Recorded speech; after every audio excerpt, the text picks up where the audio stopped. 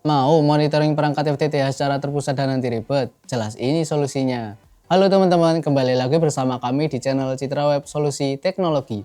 Pada video kali ini kita akan membahas gimana sih caranya proses instalasi CMS Data versi Windows, lengkap dari fungsi, proses instalasi, sampai dengan mengenal menu-menu utamanya. CMS ini jadi salah satu solusi agar kita nggak ribet-ribet lagi setting perangkat secara onsite teman-teman. Buat teman-teman yang menggunakan OLT atau ONU dari brand Data dan ingin mengelolanya pada CMS dengan berbasis Windows, teman-teman bisa simak video ini sampai selesai. Sebelum kita ke tutorialnya, jangan lupa subscribe dan klik tombol loncengnya agar mendapatkan informasi terbaru dari channel YouTube kami.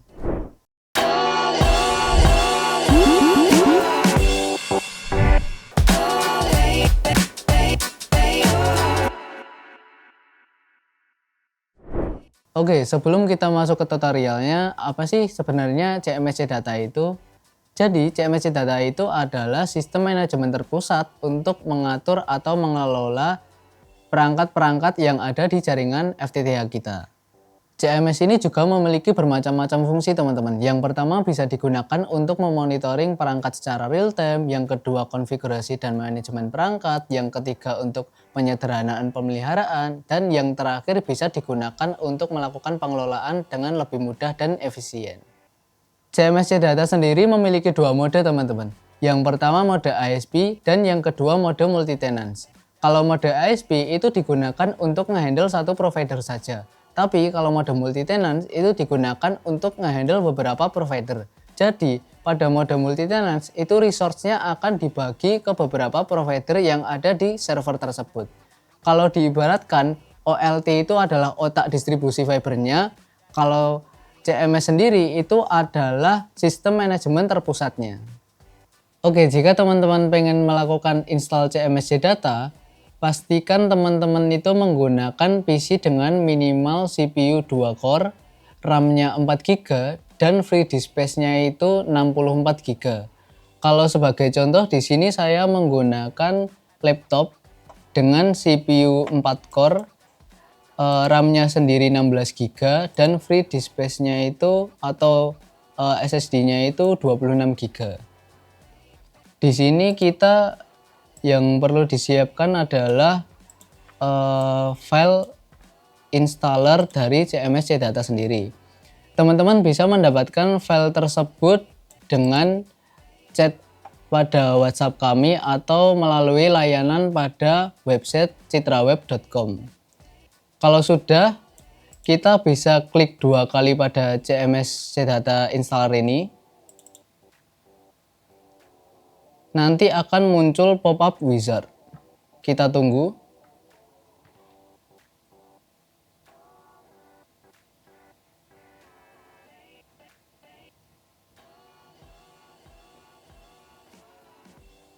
Nah, di sini muncul pop-up wizard-nya.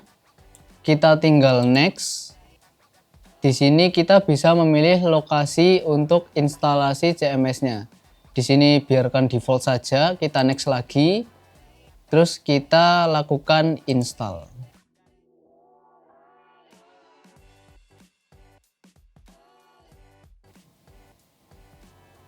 Nah, di sini proses instalasi CMS-nya sendiri sudah selesai, teman-teman.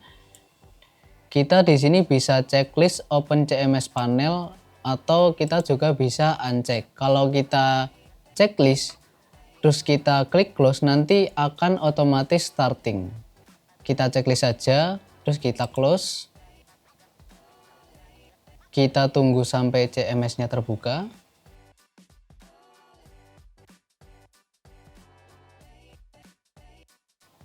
Nah, di sini prosesnya sudah selesai, akan muncul yang namanya CMS. Saya menggunakan versi CMS 3.5.7.48. Kalau kita lihat di sini itu banyak banget servisnya. Terus juga di bawah sini ada menu setting, kita bisa lihat terlebih dahulu. Di sini ada log setting. Kita bisa setting lognya itu untuk melihat error, info, debug, atau debug yang include TR069 paket. Terus di bawahnya di sini ada backup atau restore. Tapi di sini masih berwarna sedikit abu-abu karena ini bisa digunakan kalau service-servicenya ini udah dijalankan atau kita itu udah pencet startnya. Ada export log, ini bisa ngambil dari log setting. Terus ada server IP, ini biasa langsung otomatis terisi karena dia itu langsung dynamic. Terus ini ada start Windows, ada reset password, dan juga ada check for update. Kalau untuk menu yang masih sedikit abu-abu ini, kita ini bisa buka kalau aplikasi ini sudah kita jalankan teman-teman. Kita bisa start saja. Kita tunggu lagi ya teman-teman, sampai prosesnya itu selesai.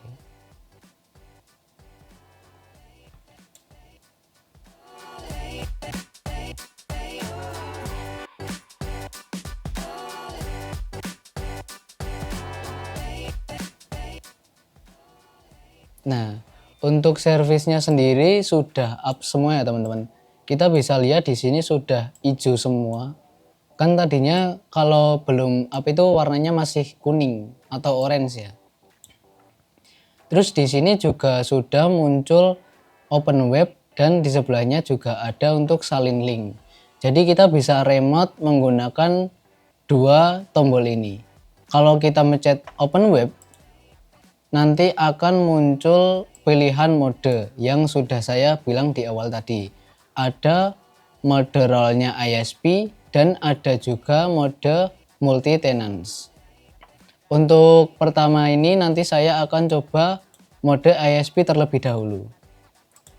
Untuk host IP-nya ini sudah menyesuaikan dengan IP yang ada pada laptop saya. Kita bisa cek IP config.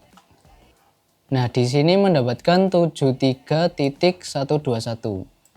Kalau di sini juga sama 73.121. Kalau sudah kita klik confirm. Nanti akan diarahkan ke web browser. Di sini kita masukkan saja username dan password yang sudah muncul tadi. Secara default passwordnya itu adalah admin ISP.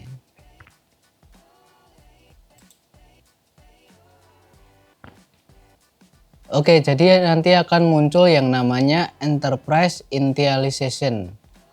Terus di sini kita bisa isi enterprise name-nya. Contohnya di sini saya isi ISP Randi dengan country-nya Indonesia. Time zone-nya menyesuaikan, username-nya masih root, dan di sini kita bisa isi new password. Kalau default-nya tadi kan admin ISP ya.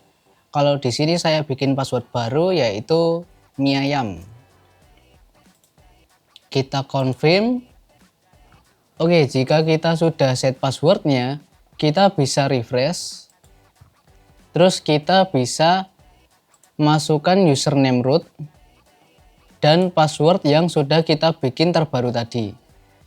Karena kita setnya tadi sudah bikin ganti menjadi mie ayam, kita juga harus menggunakan password yang terbaru. Nah, di sini sudah bisa untuk login.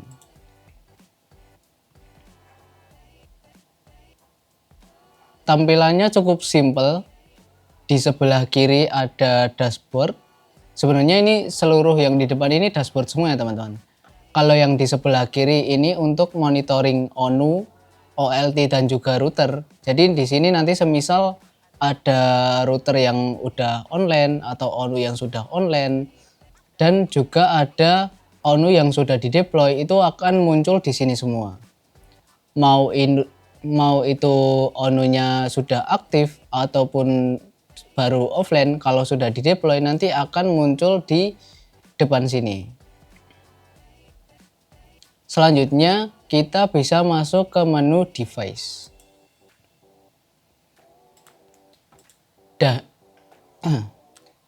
Nah, di menu ini itu biasa yang digunakan oleh teknisi teman-teman. Di sini ada bagian ONU, OLT, router, terus OLT lagi, ada topologi dan juga ada OTA atau OTA. Kalau biasa yang digunakan oleh teknisi itu biasanya berpusat pada bagian ONU sini. Di sini kita ada ONU list. ONU list biasa digunakan untuk monitoring ONU, mau itu ONU-nya sedang offline, baru offline, atau yang sudah di-deploy nanti akan muncul di sini semua. Di sini kita bisa cek berdasarkan beberapa macam ya teman-teman. Ada deskripsi, status, grup, model ataupun juga firmware. Jadi kalau kita cuman pengen dari grup ISP Randi itu juga bisa, ataupun dari seluruh grup itu juga bisa. Atau teman-teman pengennya itu per model, nah itu juga sangat bisa. Terus di bawahnya sini ada provisioning. Provisioning ini digunakan untuk push config biasanya. Ini biasa dipadukan pada menu profiling. Nah, di sini biasanya kita bikin config-nya terlebih dahulu. Nanti akan dipanggil oleh provisioning. Kita pilih profilnya, terus kita pilih vendor, model, dan serial number-nya. Kalau teman-teman cuman pengen vendor aja itu juga bisa. Jadi nggak harus semuanya itu diisi. Kan di sini juga ada menu distribution tuh teman-teman. Terus bedanya apa sih provisioning sama distribution? Kalau provisioning itu untuk push konfigurasi ke perangkat-perangkat yang akan baru dideploy. Kalau distribution itu push konfigurasi kepada perangkat-perangkat yang sudah online. Nah, perbedaannya di situ teman-teman.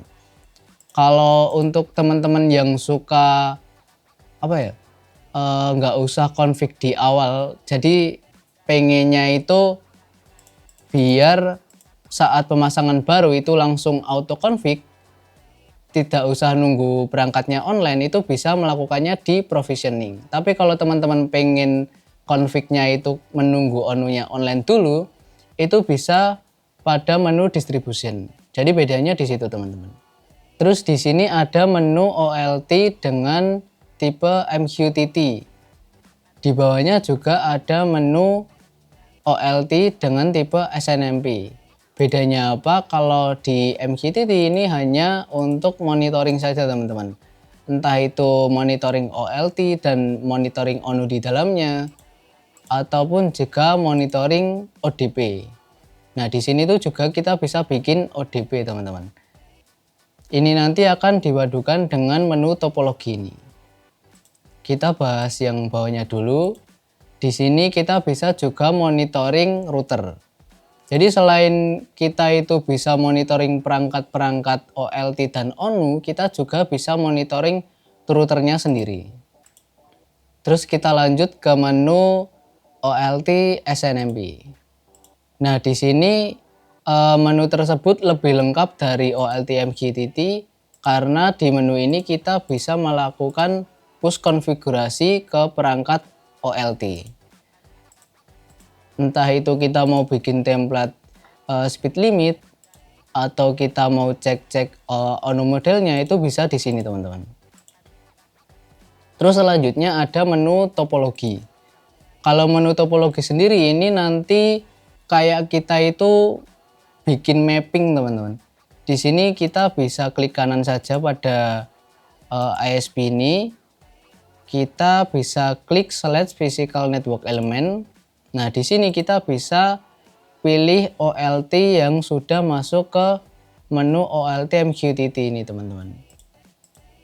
Jika sudah nanti bakal muncul di bawahnya seperti ini. Karena ini saya belum bikin, jadi sebagai contoh aja ini ya teman-teman. Nanti kayak gini, terus nanti ada di sebelahnya. Kalau kita klik OLT tersebut, terus klik kanan, contohnya seperti ini, nanti akan muncul pilihan ODP. Jadi kita bakal bisa bikin ODP list yang nanti kita bisa pantau pada bagian depan sini teman-teman. Biar lebih enaknya kita manage-nya lewat browser lain aja teman. Kita close, terus kita coba pakai salin link ini. Kita coba buka pada Chrome. Kita tinggal paste, kita enter, kita masuk lagi.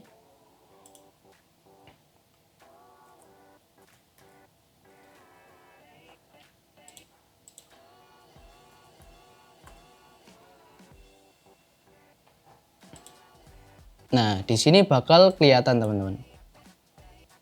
Kalau kita pengen mapping perangkat-perangkat itu bisa di bagian topologi tadi. Kita bisa arahkan OLT tersebut nanti ada di daerah mana. Sesuaikan dengan lokasi yang Anda inginkan. Terus selanjutnya di sini ada menu OTA. Ini digunakan untuk upgrade perangkat-perangkat ONU secara terpusat dari CMS. Kan kalau teman-teman itu kadang males ya datang ke lokasi. Jadi kita bisa upgrade firmware ONU itu melalui sini teman-teman. Kita tinggal upload filenya. Kita bisa kasih note. Semisal untuk perangkat FD512 gitu. Terus kita tinggal upgrade melalui menu upgrade di sini. Kita tinggal add, terus banyak lagi menunya. Kita bisa semisal ini dikasih upgrade name apa gitu, terus vendornya kita pilih sesuaikan dengan perangkat ONU Anda. Kita lanjut bahas pada alarm. Di bagian sini ada menu alarm setting dan diagnose. Kalau bagian alarm di sini hanya untuk monitoring saja. Kalau di alarm setting ini untuk konfigurasi pada monitoring alarm tersebut. Di sini ada yang namanya role. Di sini tuh digunakan untuk semisal kita loginnya tadi itu menggunakan root, admin atau operator. Nanti bakal kelihatan di sini. Kita bisa pilih tab-nya. Entah itu device tab, alarm tab, terus alarm level, dan alarm event name. Kalau semisal kita custom, ini kita bisa pilih banyak sekali. Contohnya di sini ada trunk link down, terus ada RX critical point, dan banyak lagi. Terus di sini juga metodenya itu ada beberapa teman-teman. Ada SMTP, ada CMS app, ini nanti bisa dipadukan pada aplikasi pada device Android kita. Terus juga ada webhook. Kalau webhook ini bisa kita set pada bagian admin, terus di sini kita bisa create webhooknya ini nanti bakal dihubungkan ke pihak mana gitu. Ini ada Telegram, Discord, Slack, dan custom. Kalau teman-teman pengen monitoring lebih gampang itu bisa pakai webhook teman-teman. Terus tinggal sesuaikan alarmnya itu bakal yang dipakai apa. Di sini ada diagnose. Kita bisa cek perangkat-perangkat menggunakan SN atau MAC. Terus kita bisa search di sini. Selanjutnya kita masuk ke menu monitor. Di sini ada monitor strategi dan real time monitor. Kalau monitor strategi itu digunakan untuk membuat template-nya terlebih dahulu. Semisal kita itu pengen monitoring TR069-nya ONU. Terus kita targeting ke ONU apa gitu. Nanti semisal teman-teman udah memiliki jaringan FTTH, di sini bakal muncul ONU-ONU yang sudah dikaitkan dengan CMS. Terus di bawah sini ada matrix. Kalau matrix ini digunakan untuk mengatur monitoring frekuensi. Semisal di sini teman-teman pilih 10 menit.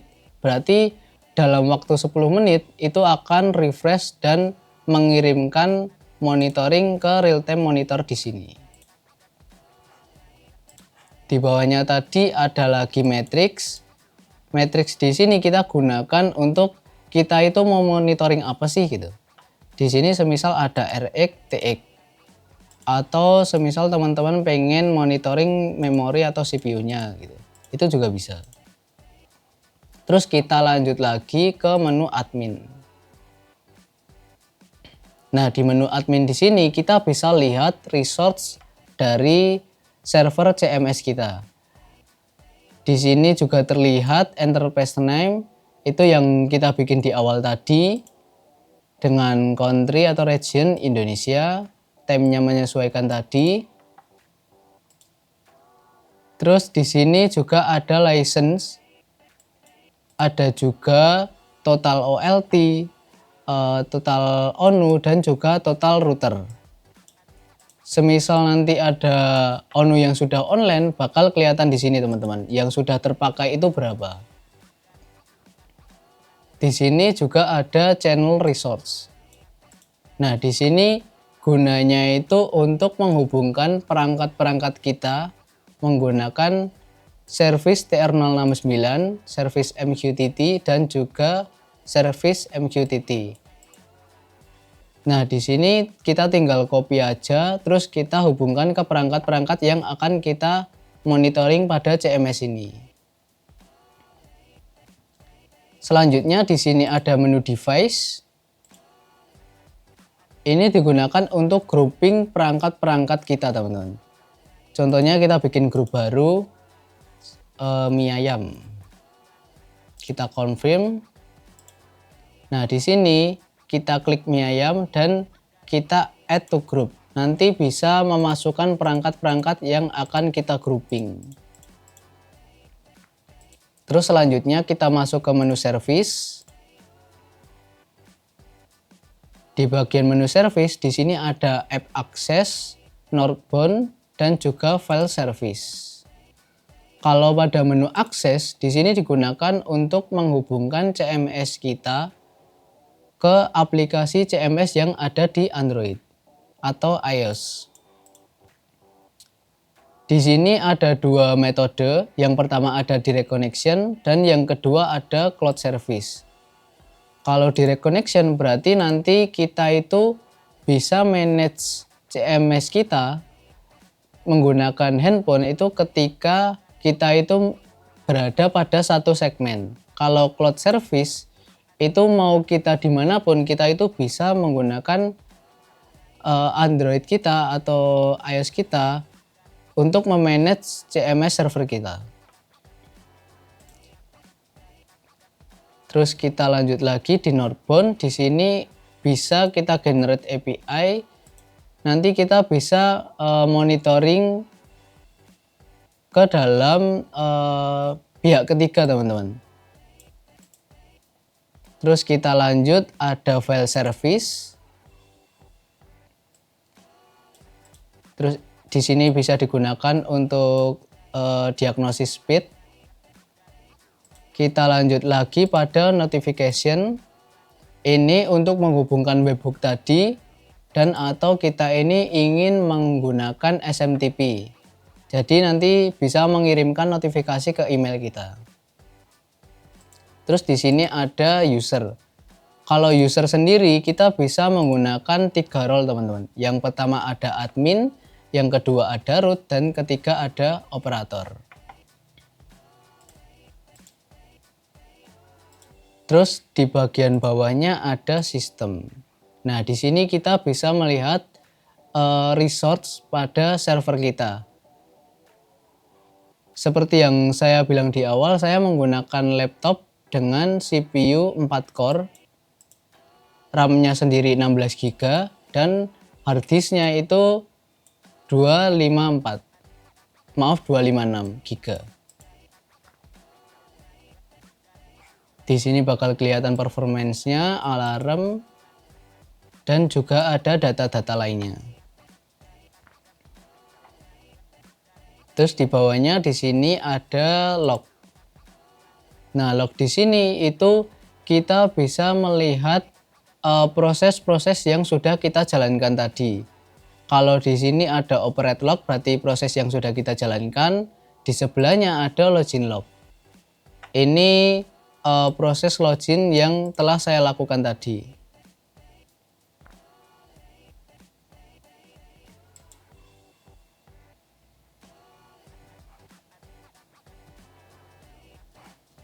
Oke, mungkin cukup sekian pembahasan pada mode ISP. Selanjutnya kita akan membahas pada mode multi tenants, teman-teman. Karena di sini saya hanya menggunakan satu device, maka saya akan menghapus CMS CData dengan mode ISP ini. Oke, selanjutnya di sini kita akan melakukan proses instalasi pada mode multi tenants, teman-teman.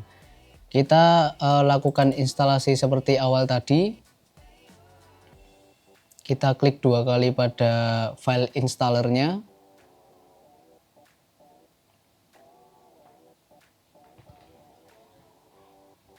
Kita tunggu dan kita setup wizardnya.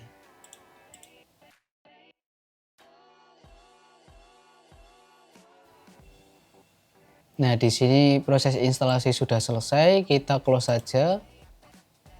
Kita tunggu sampai masuk ke aplikasi CMS-nya.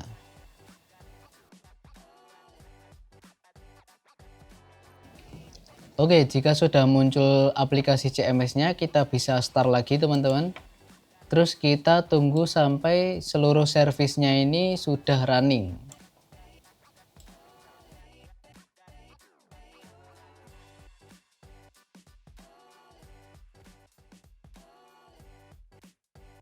Nah, kalau seluruh servisnya sudah running, kita bisa klik open web lagi.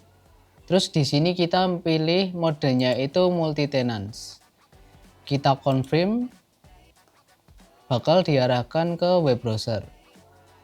Kita coba login terlebih dahulu dengan user dan password default admin ISP. Kita login.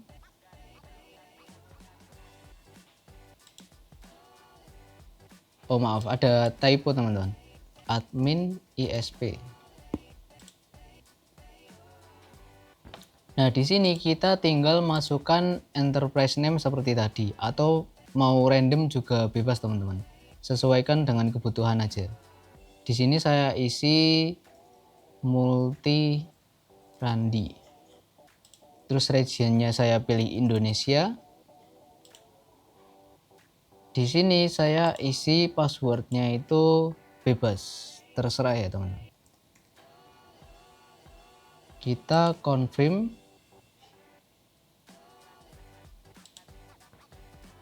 Terus di sini kita masuk ke web browser lain saja.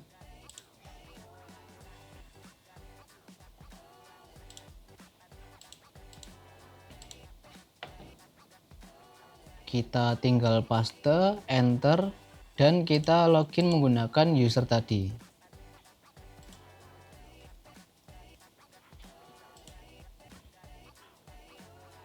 Nah, kalau pada mode multi tenants di sini di sebelah kiri itu cuma ada dua teman-teman. Ada enterprise dan juga ada ISPS. Untuk enterprise sendiri sama seperti resource yang ada di ISP tadi. Di sini kita bisa melihat total OLT, total ONU, dan juga total router. Nah, di sini juga bakal kelihatan enterprise type-nya itu multi tenants. Enterprise name-nya itu multi randi yang sudah saya bikin tadi. Terus bagaimana cara kita bikin ISP-nya atau tenant-nya gitu? Itu kita bisa masuk kepada menu ISPS ini. Kita create operator. Terus kita isi nama ISP kita. Semisal ISP Jamal. Country-nya Indonesia. Terus kita isi rootnya, semisal Randi dengan password Randi123. Ini mau emailnya diisi atau enggak, sesuaiin aja ya teman-teman. Terus tanggalnya, kita sesuaikan. Sekarang tanggal 26 Februari. Nah, enaknya di sini kita juga bisa custom jumlah perangkat kita, teman-teman. Jadi jumlah perangkat yang akan kompatibel di tenan kita itu ada berapa? Ini default aja, teman-teman. Ini tinggal di next. Nah, di sini bakal prosesnya itu telah selesai.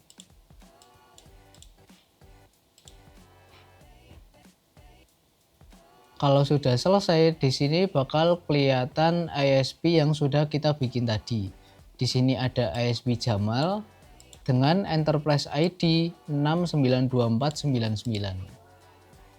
Gunanya Enterprise ID ini apa? Ini nanti kita gunakan untuk login ISP ini, teman-teman. Kan kalau semisal kita login menggunakan root tadi, itu masuk ke dalam mode multi tenants. Nah, untuk login ke dalam ISP ini, kita bisa copy saja Enterprise ID ini, kita copy, terus kita logout. Di sini kita pilih yang am user login. Kita masukkan Enterprise ID, kita isi username rootnya tadi, kita punya saya tadi Randi dengan password Randi123. Oke, sudah sesuai, kita tinggal login. Di sini juga bakal ada muncul pop-up change password. Kalau teman-teman pengen ganti password itu bisa diisi saja. Kalau saya di sini tidak ingin mengganti, jadi saya cancel saja. Terus kita bisa lihat isi menu-menunya. Di sini menu-menunya sih sama ya, teman-teman, sama mode ISP tadi. Kita juga bisa lihat di sini dengan mapping mode sama. Tidak ada yang berbeda dari mode ISP tadi. Bedanya mode multi tenants dengan mode ISP itu cuman pada bagian tampilan awal tadi, teman-teman. Kalau mode ISP itu digunakan untuk ngehandle satu ISP saja, kalau mode multi tenants itu digunakan untuk ngehandle beberapa ISP.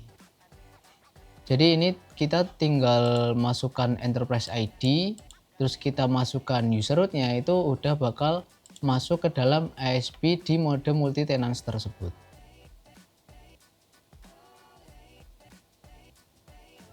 Oke, teman-teman, jadi itu dia proses instalasi CMS Data versi Windows dan juga penyampaian fitur-fitur yang ada di dalamnya. Dari proses instalasi yang sudah kita lalui tadi, prosesnya sendiri cukup sederhana dan juga simple. Tinggal kita ikuti wizard, sat-set sudah beres. Oh ya, sebagai informasi tambahan, spesifikasi atau OS yang didukung oleh CMS Data itu mulai dari Windows 10 64-bit sampai Windows 11 64-bit dan juga Windows Server 2019 dan juga Windows Server 2022. Setelah CMS berjalan, kita juga bisa memilih mode sesuai dengan kebutuhan jaringan kita, teman-teman. Yang pertama ada mode ISP, yang kedua ada mode multi tenant. Jadi kalau mode ISP nanti hanya untuk satu provider saja, kalau mode multi tenant itu digunakan untuk beberapa provider yang ada di dalam server kita.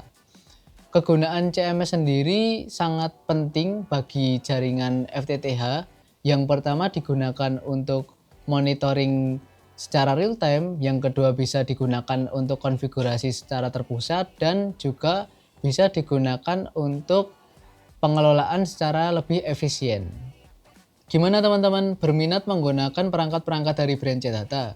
Jika teman-teman berminat, teman-teman bisa mendapatkan perangkat tersebut melalui website kami citraweb.com atau melalui marketplace dengan nama toko Citraweb. Oke, cukup sekian tutorial pada video kali ini. Jangan lupa subscribe dan klik tombol loncengnya agar mendapatkan notifikasi terbaru dari channel kami. Sampai jumpa pada video berikutnya. Terima kasih.